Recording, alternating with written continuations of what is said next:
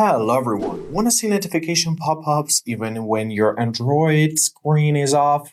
Follow the simple steps. So first of all, we're to open up our settings, of course.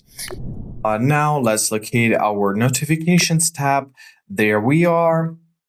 So first of all, scroll down to your notifications unlock screen, tap here, and make sure that they are allowed. Right now, I have it on don't show any notifications. Let's set it on show conversation, default, and silent.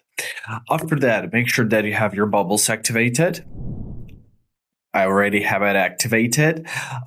Then let's tap notification read, reply, and control. Here, make sure that your application has a desired permissions. Okay, everything is allowed. Great. Now let's tap on app notifications. So here, make sure that the notifications themselves are allowed as well. For me, it's Telegram. So let's allow the notifications. Choose who gonna send you the bubbles. So in my case, private chats. Let's enable it.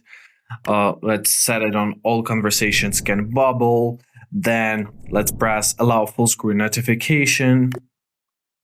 Let's do this and basically make sure that everything is enabled because you wanted to see, right? Now let's turn off our screen and let's get any kind of notification.